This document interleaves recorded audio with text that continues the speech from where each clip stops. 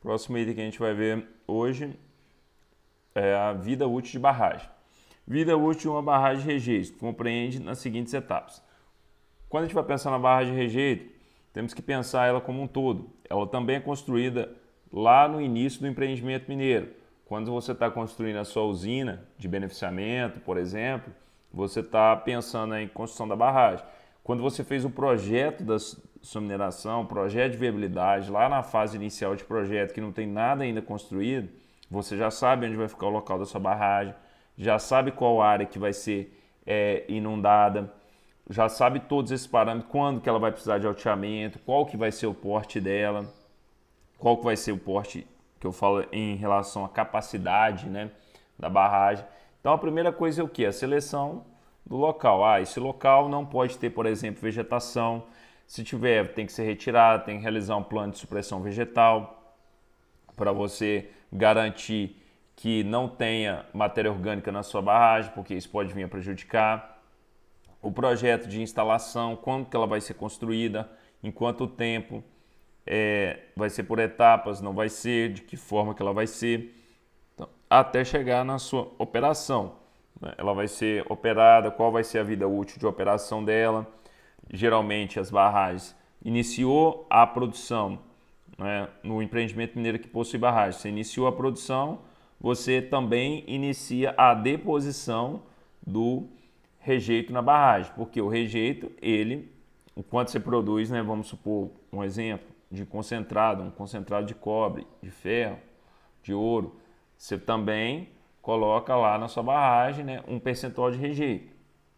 Então, você tem um percentual de produção e um percentual de rejeito. E se você tem a operação baseada em barragem, não tem jeito. Enquanto estiver operando, essa barragem tem que estar funcionando em perfeitas condições. Até mesmo porque, vamos lembrar lá dos conceitos iniciais, além da deposição do rejeito, a barragem serve para fazer o reaproveitamento da água de processo. Então, é importante que a barragem tenha condições aí satisfatórias e seguras para operar. E o fechamento? O fechamento, muitas vezes, ele só vai ocorrer em grande escala aí durante o fechamento do empreendimento mineiro. Então, a sua barragem ela se encerra junto com o fechamento.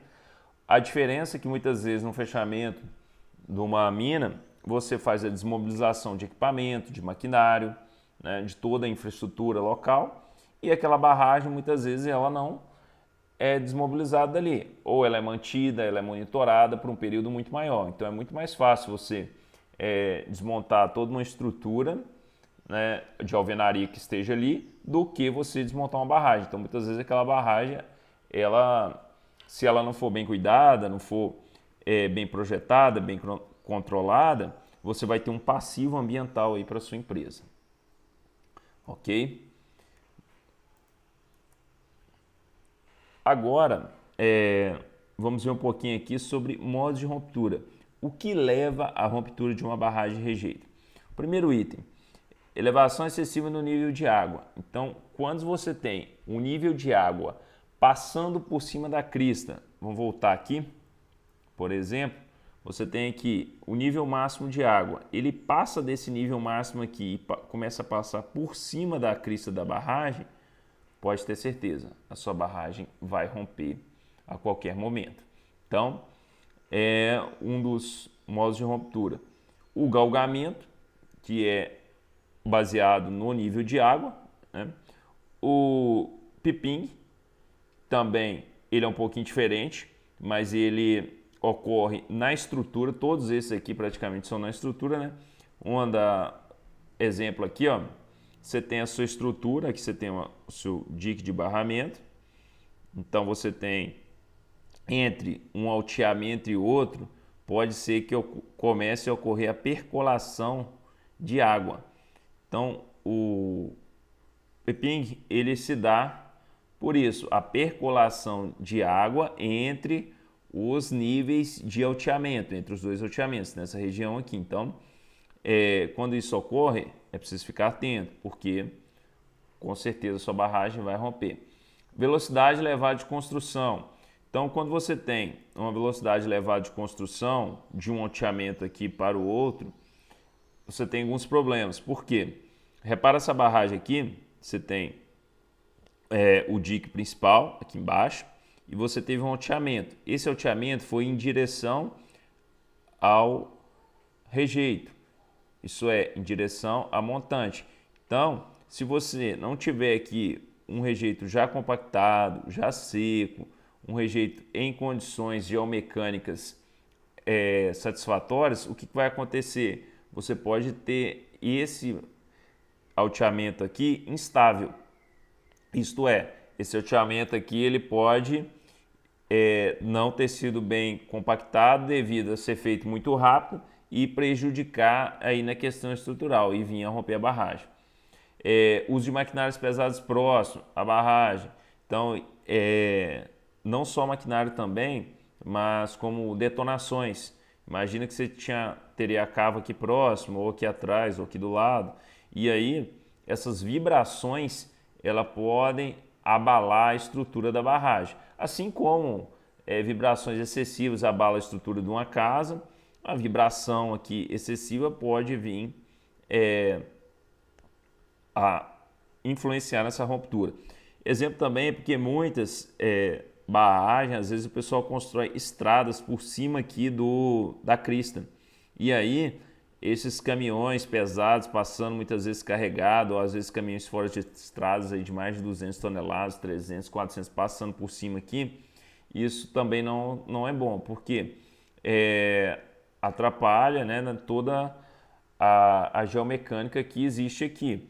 Esse material tem que ter sido compactado de uma determinada forma, atrapalha toda a estrutura. Então, gera vibrações na estrutura, então não é recomendável que use a crista da barragem para um tráfego intenso aí de máquinas pesadas.